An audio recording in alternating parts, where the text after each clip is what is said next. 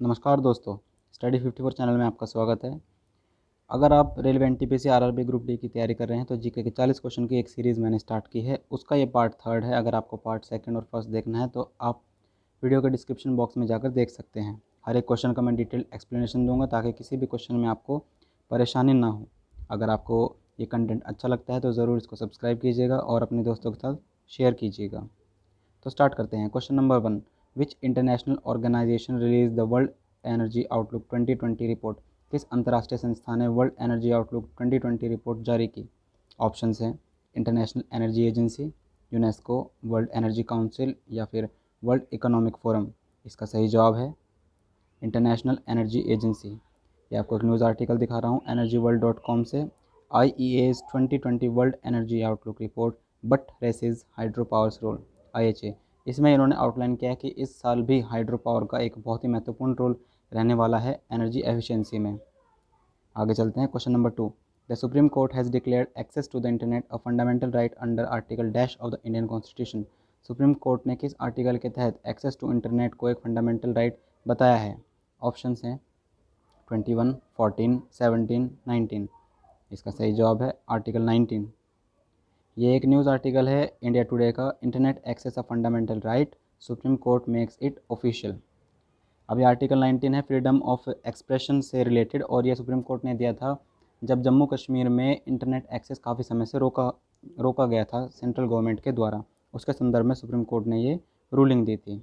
ये आप इमेज देख सकते हैं, पॉज करके इसको पढ़ सकते हैं। Question number 3, Mehrunnisa who was known as Nurjahan was the wife of. Mehrunnisa जिसे कि नूरजहाँ के नाम से भी जाना जाता था, किसकी पत्नी थी? ऑप्शंस हैं अकबर, औरंगज़ेब, जहांगीर, शाहजहाँ। इसका सही जवाब है जहांगीर। ये आप इमेज देख सकते हैं, इन्हें नूर महल भी कहा जाता था और यह बादशाह जहांगीर की 20वीं और आखिरी पत्नी थी। और जहांगीर ये कई मायनों में बहुत अलग थी। मुग़ल काल में ये एकमात्र ऐसी महिला हैं जो बहुत ज़्यादा शक्ति इनके पास थी, क्योंकि जहांगीर हर सरकारी मामले में इनसे सलाह लेते थे और इनका बहुत ही हस्तक्षेप रहता था सरकार के कामकाज में। आगे चलते हैं। Question number 4, to which of the following Indian state does Mardani Khel one of the famous martial art forms in India belong. इनमें से किस राज्य के साथ मर्दानी खेल, जो कि एक फेमस मार्शल आर्ट फॉर्म है, से संबंधित है? ऑप्शंस हैं उत्तर प्रदेश, मेघालय, महाराष्ट्र, हरियाणा। इसका सही जवाब है महाराष्ट्र। ये आप इमेज देख सकते हैं, ये महाराष्ट्र का एक आर्म्ड इंडियन मार्शल आर्ट है। कैसे हथियारों के साथ महिलाएं और पुरुष इसमें साथ में अस्त्र और वस्त्र के साथ तैयारी करते हैं, ये खेल सीखते हैं। आगे चलते हैं। Question number 5, when did the Vikram era begin. Vikram Samvat की शुरुआत कब हुई थी? ऑप्शंस हैं 47 BC, 57 BC, 47 AD या फिर 57 AD। इसका सही जवाब है 57 BC। विक्रम संवत या फिर जिसे विक्रमी कैलेंडर कहा जाता है, यह हिंदू कैलेंडर है और भारतीय उपमहाद्वीप में इसे फॉलो किया जाता है।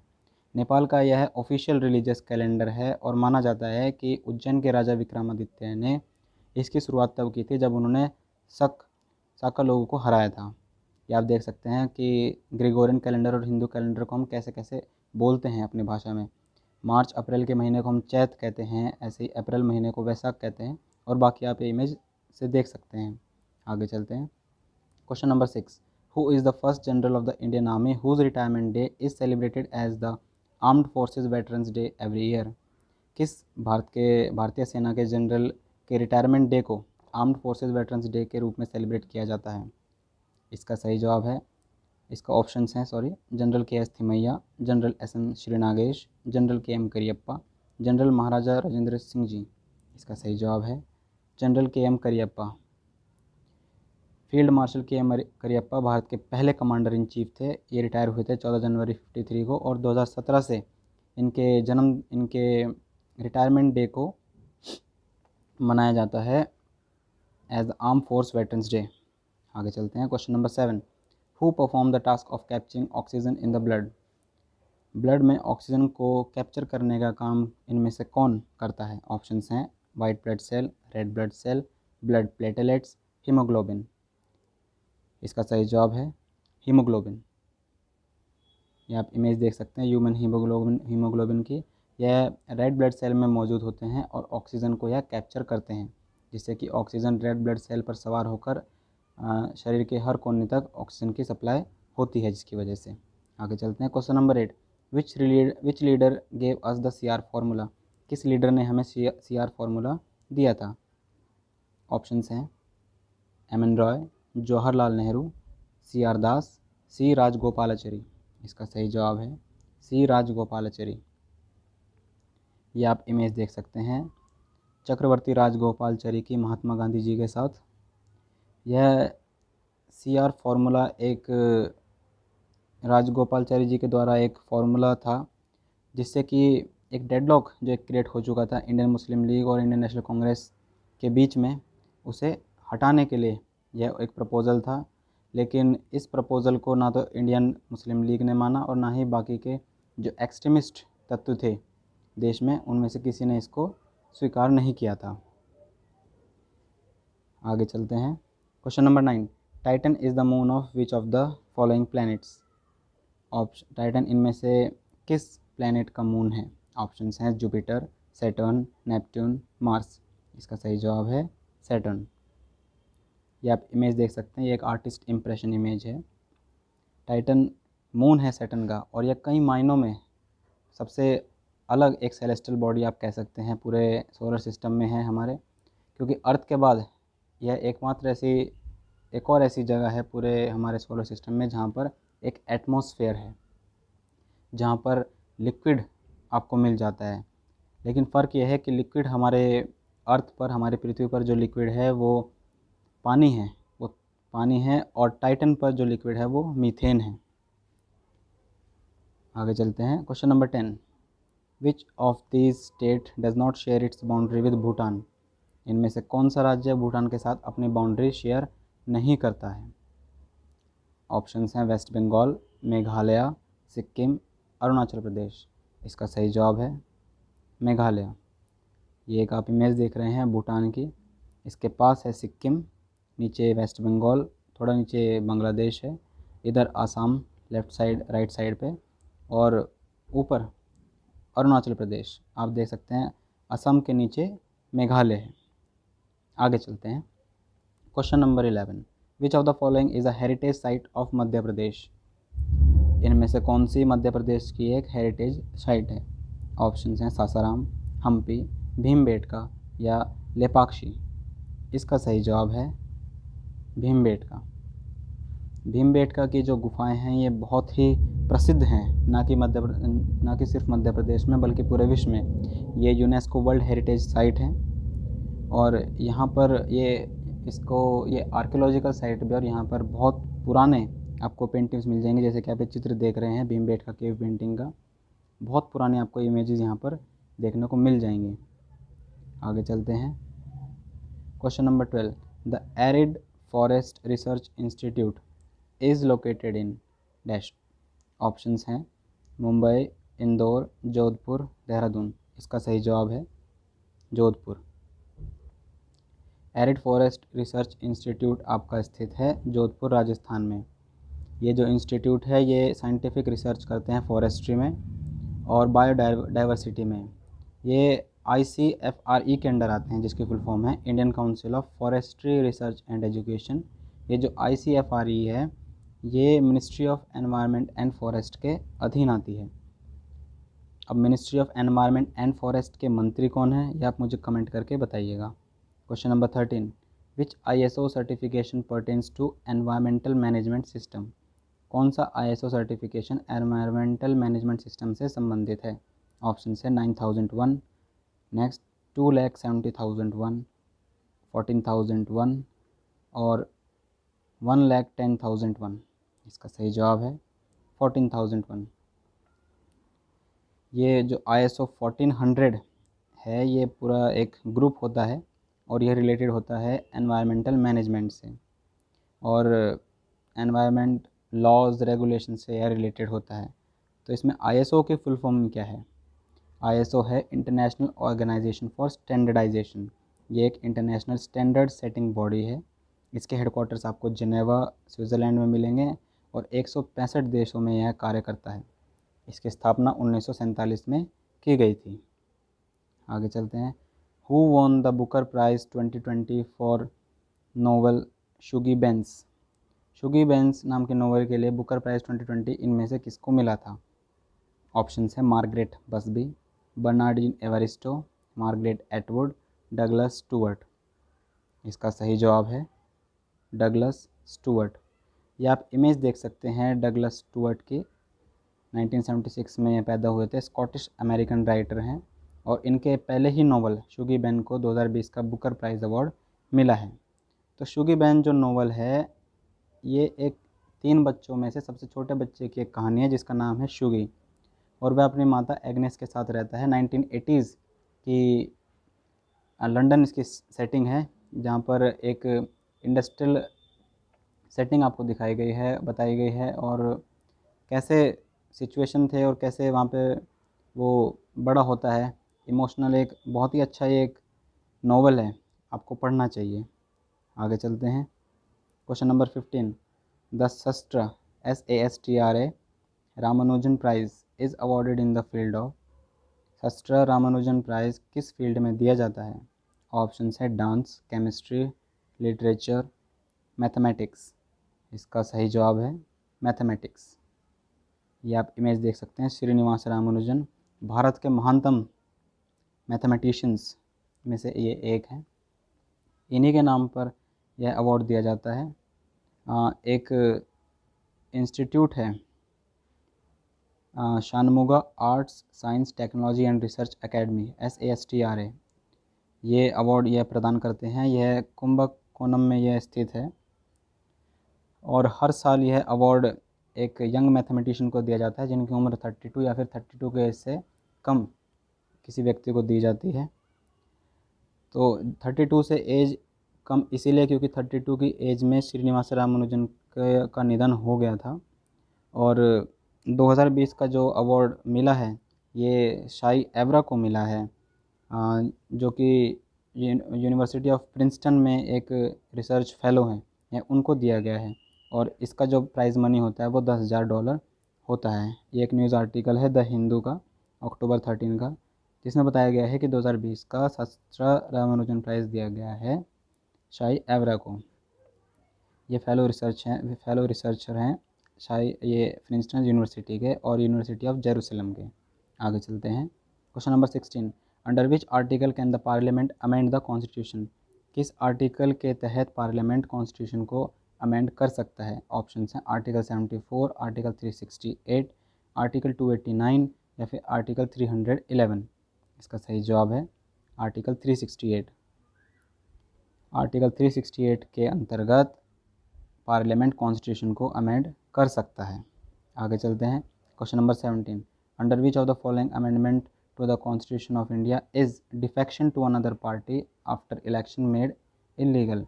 इनमें से किस अमेंडमेंट के बाद कॉन्स्टिट्यूशन ऑफ इंडिया के तहत किस दल बदल किसी और पार्टी में अगर आप चले जाते हैं तो उसे इलीगल माना जाता है?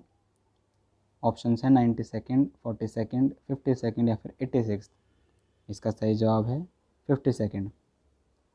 52nd अमेंडमेंट एक्ट 1985 के बाद और शेड्यूल 10 में यह डाला गया जिसमें एंटी डिफेक्शन रूल निर्धारित किए गए हैं कि दल बदल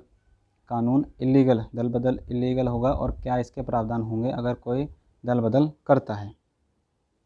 question number 18। Which among the following is the food tube. इनमें से कौन सा फूड ट्यूब कहलाता है? ऑप्शन है थाइमस, एओर्टा, लारिंक्स, ओइसोफेगस। इसका सही जवाब है ओइसोफेगस। ओइसोफेगस को ही फूड ट्यूब कहा जाता है। ये जो रेड कलर में आप इमेज में देख रहे हैं इसे हम खाने की नली या फिर फूड ट्यूब कहते हैं। आगे चलते हैं। Which of the following statement is correct with reference to the Karachi session of Congress 1931। इनमें से कौन सा तथ्य कराची सेशन ऑफ कांग्रेस 1931 से संबंधित है और सही है? ऑप्शन है quit India resolution was passed, the Khilafat movement was launched at the event, Mahatma Gandhi presided over the session, the Gandhi Irwin pact was ratified. इसका सही जवाब है the Gandhi Irwin pact was ratified. समझते हैं। ये कराची रेजोल्यूशन जो था इंडियन नेशनल कांग्रेस का, ये बहुत ही महत्वपूर्ण था क्योंकि इसके इर्द गिर्द 3 बड़े इवेंट्स हुए थे या होने वाले थे। पहला, महात्मा गांधी को उस वक्त ही उससे थोड़ा वक्त पहले ही जेल से रिहा किया गया था। ये जेल में गए थे नमक सत्याग्रह के विरोध में, जब इन्होंने नमक का कानून तोड़ा था उसके संबंध में जेल में गए थे और तब यह छोड़े गए थे कराची रेजोल्यूशन से थोड़ा समय पहले। दूसरा, गांधी अरविंद समझौता की जो रूपरेखा है वो तैयार हो चुकी थी। और तीसरा, इस रेजोल्यूशन के आने के एक हफ्ते पहले ही काकोरी कॉन्स्पिरेसी केस से रिलेटेड भगत सिंह और उनके साथियों को फांसी पर लटका दिया गया था।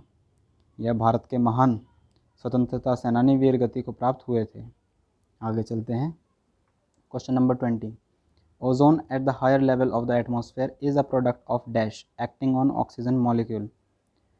ओजोन जो एटमॉस्फेयर के हायर लेवल पे मिलता है, यह एक प्रोडक्ट है डैश जो कि ऑक्सीजन मॉलिक्यूल पर एक्ट करते हैं। क्या चीज़ एक्ट करती है ऑक्सीजन मॉलिक्यूल पर जिसकी वजह से ओजोन बनते हैं? ऑप्शन है IR radiation, UV radiation, gamma rays, X rays. इसका सही जवाब है UV रेडिएशन। एक इमेज की मदद से आप समझ सकते हैं कि जब ओजोन की हाईली एनर्जेटिक UV रेज जब पड़ती है ऑक्सीजन के ऊपर, जिसमें कि 2 एटम होते हैं ऑक्सीजन के, तब ये एक एटम अलग होकर एक दूसरे ऑक्सीजन के मॉलिक्यूल के साथ जुड़ जाता है और O2 से O3 बन जाता है, जो कि कहलाता है फिर ओजोन। ओजोन की परत आप जानते होंगे हमारे परत आसमान के लिए, हमारे वातावरण के लिए कितनी आवश्यक होती है। आगे चलते हैं। Question number 21, the battle of Chausa was fought between Humayun and dash. Chausa का युद्ध हुमायूं और किसके बीच में हुआ था? ऑप्शंस हैं हेमू, जयपाल, शेर शाह सूरी, राणा प्रताप। इसका सही जवाब है शेर शाह सूरी। आप इमेज देख सकते हैं शेर शाह सूरी की और हुमायूं की। तो आप जानते होंगे इसमें विजय किसकी हुई थी? शेर शाह सूरी की। इनका बहुत ही छोटा सा एक कार्यकाल था, लेकिन उस कार्यकाल में ही इन्होंने बहुत कुछ अचीव किया था। सासाराम में यह पैदा हुए थे जो आज के समय बिहार में है, और इनके 6 साल के जो इनका राज था उसमें इन्होंने बहुत सारे एडमिनिस्ट्रेटिव चेंजेस ये लेके आए थे, और उन चेंजेस को अकबर ने वैसे के वैसे ही फॉलो किया। और जो ग्रैंड ट्रंक रोड है ये भी इन्होंने ही बनवाई थी। आगे चलते हैं। Question number 22, which of the following is an east flowing river. इनमें से कौन सी एक पूर्व की तरफ बहने वाली नदी है? ऑप्शन है साबरमती, शरावती, माही, ब्राह्मणी। इसका सही जवाब है ब्राह्मणी। जो ब्राह्मणी नदी है ये उड़ीसा नदी की एक सीजनल रिवर है, यानी कि मौसमी नदी है, और यह बे ऑफ बंगाल में गिरती है। साबरमती नदी गुजरात में, यह राजस्थान में इसका उदय होता है और राजस्थान से गुजरात होते हुए यह अरेबियन सागर में गिरती है, अरब सागर में गिरती है। माही, जिसे माही सागर भी कहा जाता है, ये मध्य प्रदेश में इसका उदय होता है और थोड़ा राजस्थान से होते हुए और थोड़ा गुजरात से होते हुए यह अरेबियन सी में गिरती है। आगे चलते हैं। Question number 23, who is the author of the book dream from my father. Dream from my father book के लेखक कौन है? ऑप्शन है Barack Obama, Kofi Annan, JK Rowling, Olivia Laing. इसका सही जवाब है बराक ओबामा। बराक ओबामा के द्वारा यह पुस्तक लिखी गई है। इसका यह कवर पेज है, ड्रीम्स फ्रॉम माई फादर। यह उनके जीवन पर आधारित है, और वैसे तो यह ओरिजिनली इन्होंने अपना मेमोयर जो है, अपनी जीवनी जो इन्होंने पब्लिश की थी 1995 में, लेकिन उसके बाद थोड़ा एक बुक के फॉर्म में ये उन्होंने बाद में पब्लिश की थी। आगे चलते हैं।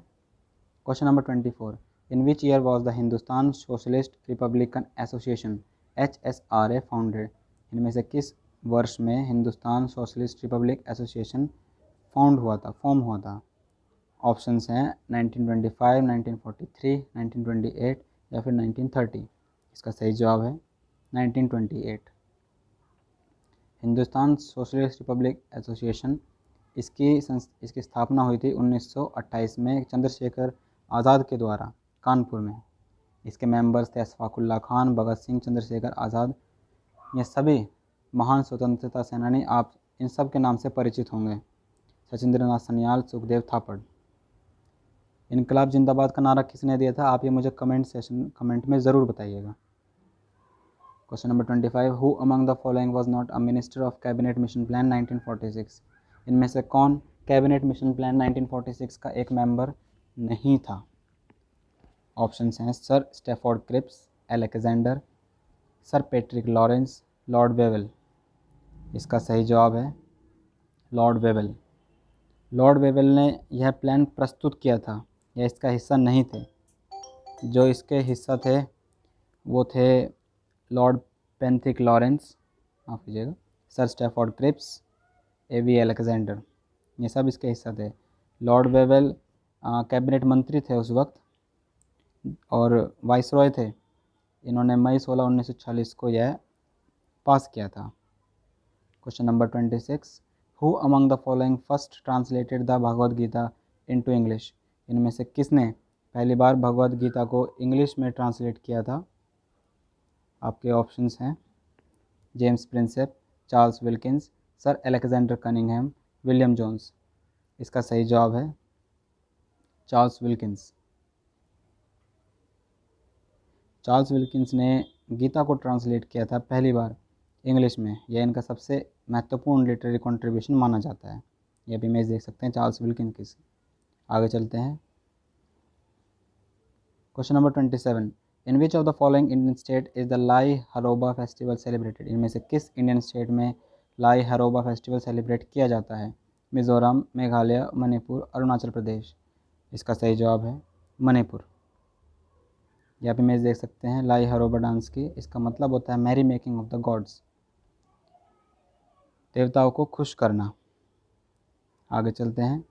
यह मणिपुरी डांस है, माफ़ कीजिएगा मैंने पूरा नहीं बताया, मणिपुर राज्य से संबंधित है। Question number 28, who among the following scientist invented Kevlar? इनमें से किस साइंटिस्ट ने केवलार को ईजाद किया, केवलार का इन्वेंशन किया था?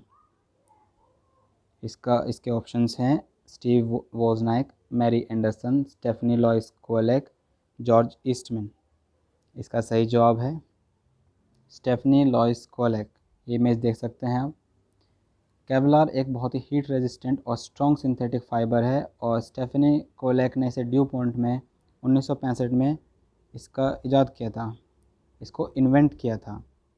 इसके बहुत सारे एप्लीकेशंस हैं, बाईसाइकिल टायर से लेके बुलेट प्रूफ वेस्ट, जो नाव होती है नाव बनाने में, और बहुत सी ऐसी चीज़ों में इसका इस्तेमाल होता है।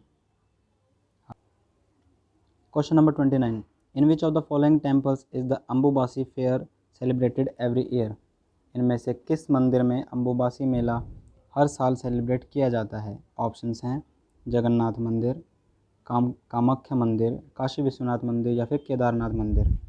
इसका सही जवाब है कामाख्या मंदिर।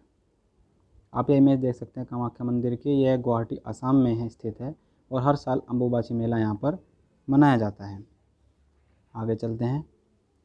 What does T stand for in ATM? ATM में जो टी है वो इसका मतलब क्या है, वो किस वर्ड से स्टैंड करता है? ऑप्शन है ट्रांसफ़र, ट्रांजैक्शन, ट्रांजिशन, टेलर। इसका सही जवाब है टेलर। एटीएम में जो टी है वो होता है टेलर। इसकी फुल फॉर्म क्या होती है? Automatic teller machine. इसका निर्माण किसने किया था, ये आप मुझे कमेंट में ज़रूर बताइएगा। Question number 31, the council of ministers during the time of Shivaji Maharaj was known as? Shivaji Maharaj के वक्त काउंसिल ऑफ मिनिस्टर्स को क्या कहा जाता था? ऑप्शन है अष्टदिग्गज, पंचरत्न, अष्टप्रधान या फिर दशमुख। इसका सही जवाब है अष्टप्रधान। ये आप इमेज देख सकते हैं शिवाजी महाराज और उनके अष्टप्रधानों के। उनके अलग अलग नाम थे, जैसे कि अमात्य, सचिव, मंत्री, सेनापति, सुमंत, पंडित राव, न्यायाधीश और पंत प्रधान। हर एक का अलग एक रोल होता था और उन्हें अलग काम दिया जाता था, एक अलग फील्ड उनको सौंपी जाती थी।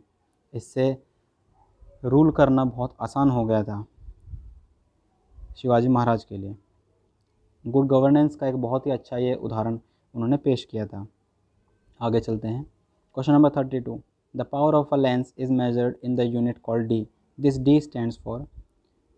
लेंस की पावर को एक डी नाम के यूनिट से मेजर किया जाता है जिसकी फुल फॉर्म होती है, ऑप्शन है डिग्री, डायलेशन, डायोप्टर, डिस्टेंस। इसका सही जवाब है डायोप्टर।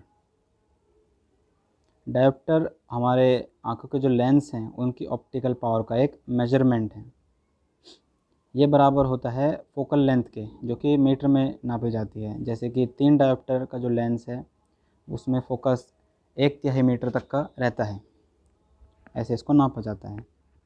आगे चलते हैं, question number 33। Which of the following pair is correct with reference to mountain passes. इनमें से कौन सा करेक्ट है?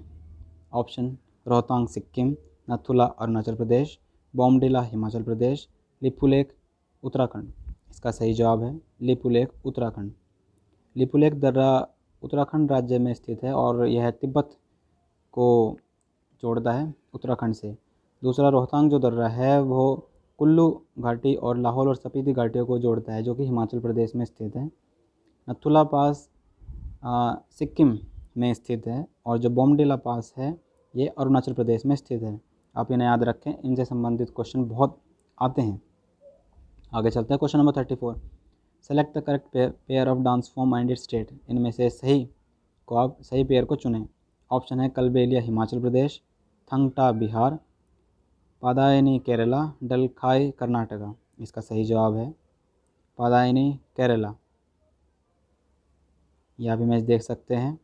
यह केरला का एक ट्रेडिशनल फोक डांस है जिसमें मास्क पहनकर देवी भगवती मंदिरों में मनाया जाता है और भद्रकाली का चित्रण यह करते हैं ऐसे मास्क पहनकर। जो थंगटा है ये एक मार्शल आर्ट डांस है मणिपुर से, और जो कलबेलिया है ये एक फोक डांस है राजस्थान से। ढलकाई भी एक फोक डांस है, ये है उड़ीसा से। ये भी इम्पोर्टेंट क्वेश्चन। आगे चलते हैं, question number 35। PM Svanidhi scheme is related to which ministry of Indian government. PM Svanidhi scheme किस मंत्रालय से संबंधित है?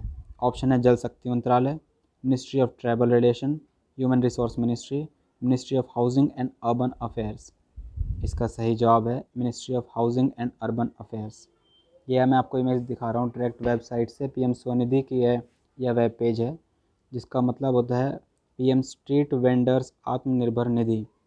यह एक माइक्रो क्रेडिट फैसिलिटी है स्ट्रीट वेंडर्स के लिए। उन्हें कितने तक का लोन मिलता है या मिल सकता है, ये आप मुझे कमेंट में ज़रूर बताइए। आगे चलते हैं, question number 36। The Pritzker prize is an international award given to recognise contribution in the field of. Pritzker prize एक अंतर्राष्ट्रीय अवार्ड है, यह किस फील्ड से संबंधित है, किस फील्ड में दिया जाता है? ऑप्शन हैं आपके लिटरेचर, मैथमेटिक्स, मेडिसिन या आर्किटेक्चर। इसका सही जवाब है आर्किटेक्चर। प्रिट्जकर प्राइज़ जो है आर्किटेक्चर में दिया जाता है और वर्ल्ड के डिस्टिंग्विश्ड जो आर्किटेक्ट्स होते हैं उनको यह दिया जाता है। आगे चलते हैं, what is the capital of Ethiopia. Ethiopia की राजधानी क्या है? ऑप्शन है अदिस अबाबा, खार्तूम, अस्मारा, विक्टोरिया। इसका सही जवाब है अदिस अबाबा। ये आप इमेज देख सकते हैं इथियोपिया की। इसके साथ 4 देश और हैं, जिबूती, सोमालिया, सूडान, एरिटेरिया। ये जो देश हैं ये मिलकर सब हॉर्न ऑफ अफ्रीका बनाते हैं और आजकल कुछ अस्थिरता है हॉर्न ऑफ अफ्रीका में। और इससे संबंधित अगर आपको और जानकारी जाननी है कि हॉर्न ऑफ अफ्रीका में अस्थिरता क्यों है, एथियोपिया में क्यों गृह युद्ध की स्थिति बनी हुई है, इसका सूडान पर क्या असर होगा, भारत पर क्या असर हो सकता है, पूरे इस क्षेत्र की अशांति पूरे विश्व की शांति पर क्या असर डाल सकती है, इससे संबंधित मैंने एक वीडियो बनाया है। अगर आप उसे देखना चाहते हैं तो मैंने डिस्क्रिप्शन में उसका लिंक दिया हुआ है।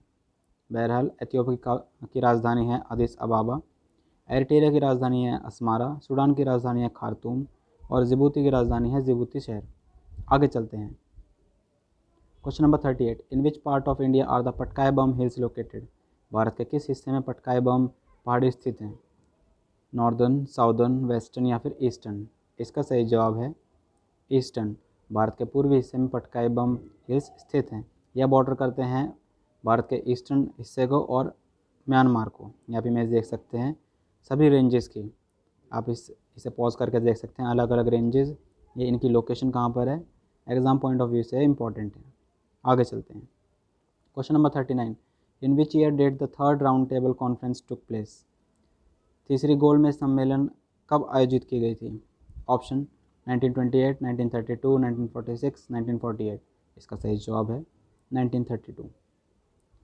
ये जो आप इमेज देख रहे हैं ये दूसरे राउंड टेबल कॉन्फ्रेंस से रिलेटेड है।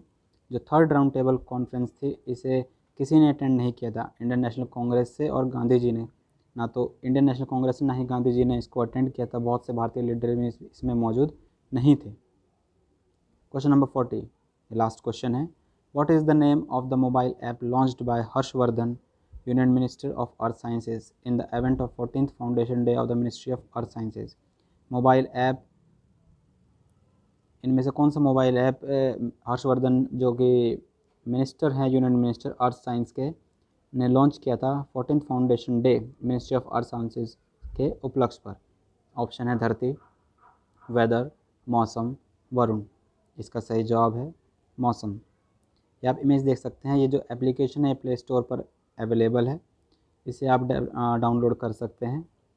और इसे डेवलप किया है इंटरनेशनल क्रॉप्स रिसर्च इंस्टीट्यूट ने for semi arid tropics ICRISAT ने, और इस मिलकर सहयोग से जिसमें सहयोग दिया था Indian institute of tropical metrology Pune और इंडियन मेट्रोलॉजिकल डिपार्टमेंट ने। हर्षवर्धन ने इसका लॉन्च किया था इसको। तो आपको ये वीडियो कैसी लगी मुझे ज़रूर कमेंट करके बताइएगा। और मैं वीडियो एंड कर रहा हूँ इस फेमस कोट से एल्बर्ट आइंस्टाइन के कि anyone who has never made a mistake has never tried anything new. अगर आप गलतियाँ नहीं करोगे तो आप सीखोगे कैसे। इस सीख के साथ वीडियो एंड करते हैं। वीडियो अच्छी लगी तो ज़रूर शेयर और सब्सक्राइब कीजिएगा। और मुझसे जुड़ने के लिए धन्यवाद आपका। जय हिंद। धन्यवाद।